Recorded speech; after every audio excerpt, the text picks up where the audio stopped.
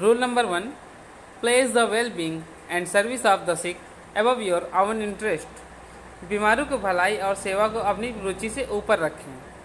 हमेशा प्रायोरिटी दें मरीजों को, उनके विषय में सोचें, उनको और बेहतर से बेहतर सुविधा देने की कोशिश करें। दूसरा है, be loyal to your medical laboratory profession by maintaining high standard of work and strive to improve your professional knowledge. काम के उच्च स्तर को बनाए रखते हुए अपने मेडिकल लेबोरेटरी प्रोफेशन के प्रति वफादार रहें और अपने पेशेवर ज्ञान का बेहतर बनाने का प्रयास करें। हमेशा अपने काम को इम्प्रूव करने की कोशिश करिए और आपने जो काम सीखा है उसके प्रति वफादार बने रहिए।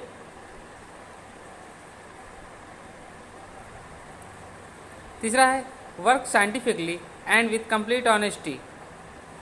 इसका मतलब है आपको काम जो करना है लेबोरेटरी में वैज्ञानिक रूप से करना है और पूरी ईमानदारी से करना है। चौथा है, don't miss use your professional skills और नॉलेज फॉर पर्सनल गेन। व्यक्तिगत लाभ के लिए आपको अपने पेशेवर ज्ञान का गलत उपयोग नहीं करना है। एक एग्जांपल के लिए मान लीजिए आपको हमने बता दिया यहाँ पे कि केमिकल छूने से कैंसर हो सकता है, आदमी मर सकता है, तो आपने अपनी जानकारी के लिए तो पता हो गया आपको, लेकिन किसी आपका एंटी है, कोई दुश्मन है, आप ये पाउडर ये ले जाके किसी के ऊपर छिड़क दिए तो उसकी पूरी ज़िंदगी बर्बाद हो गई। आपके छोटे से गलत ज्ञान के कारण, अपने ज्ञान का आपने गलत उपयोग किया उसके कारण। तो इस तरह के कोई काम नहीं करना है। ये एक तरह का कसम खाने वाली बात होती है कि आपको लेबोरेटरी में इस तरह की कस्में हैं कि आपको काम नहीं करना चाहिए। आगे है पांचवा, never take anything from your place of work that does not belong to you. आपको अपने कार्यस्थल से जहाँ पे आपको कार्य कर रहे हैं वहाँ से जो चीज़ आपके संबंधित नहीं है, आपसे जिसका संबंध नहीं, उसको नहीं ले जाना है, ना लेना है, अपने उपयोग के लिए नहीं लेना है। ये कुछ लोग करते हैं कि यहाँ पे लेबोरेटरी में है स्टेथोस्कोप है और कुछ केमिकल है, वो अपने उपयोग के लिए ले जाते हैं, अपने ऊपर यूज़ करने लगते हैं। वो सब काम नहीं करना है। छठा है, do not disclose to a patient or any unauthorised person the result to your investigation.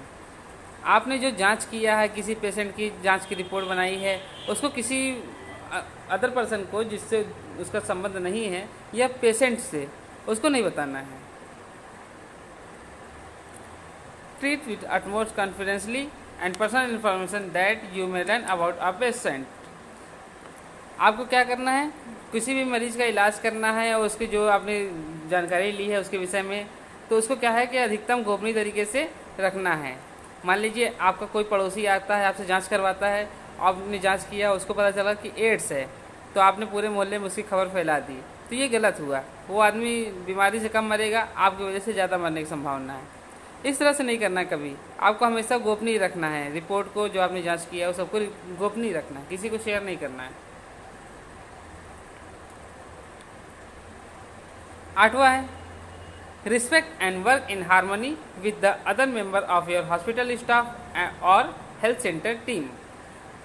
आपको अपने सहपाठियों से जो साथ में काम कर रहे हैं उनके साथ सामंजस्य बना के काम करना है और हमेशा इज्जत सम्मान देना है, क्योंकि अगर आप सम्मान देंगे तो ही आपको सम्मान मिलेगा। नौवां है, promote health care and the prevention and control of disease.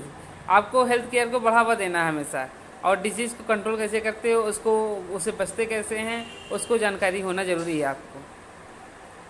10वां, follow safety procedure and know how to apply first aid. आपको हमेशा ध्यान रखना है कि सेफ्टी प्रोसीजर क्या होता है, कैसे फर्स्ट एड अप्लाई किया जाता है।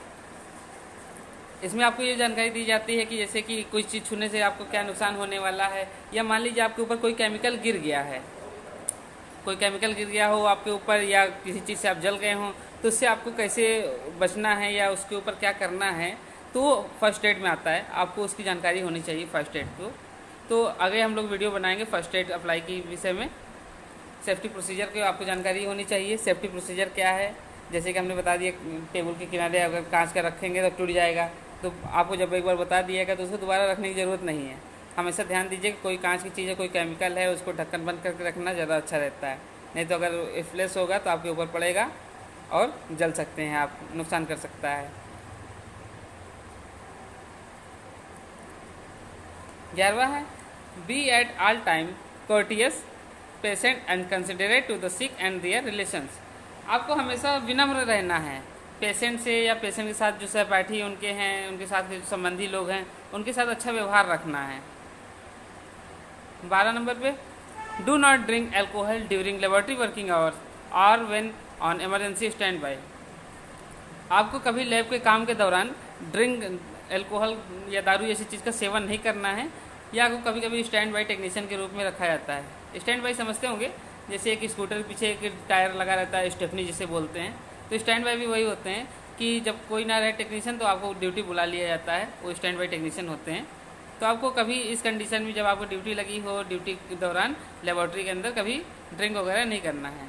महिलाओं को भी वर्जित है कि पूरी तरह मेकअप से वर्जित है कि मेकअप नहीं करना है उनको।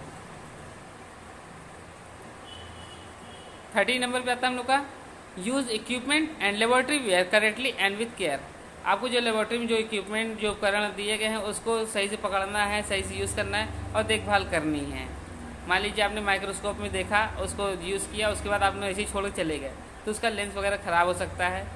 ठीक है, कोई आप कांच का बर्तन है, सामान यूज़ किया, किनारे रख के चले गए, गिर के टूट सकता है। तो ये सब चीज़ों से बचना है। डू नॉट वेस्ट रिएजेंट और अदर लेबोरेटरी सप्लाईज।